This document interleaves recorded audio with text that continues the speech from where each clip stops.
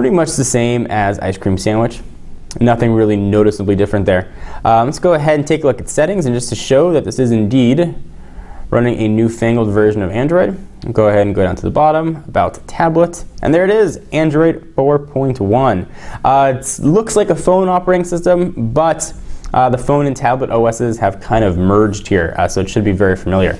You've got the soft touch bottom, buttons at the bottom as well, so no capacitive home buttons or anything. It's all standard Android here now. Go ahead and swipe those things off, similar to what we saw introduced with Ice Cream Sandwich. Pull this down. If I had any notifications, they would show up there, and they would be new fangled fancy notifications. So I'm going to go ahead and use this tablet for a little while, try and use it for at least 3 days, and we'll come back with our full review of the Nexus 7. What do you guys think? Is this the tablet that you've been waiting for at a price point under $200? It's certainly very competitive. Perhaps its biggest competitor is this guy.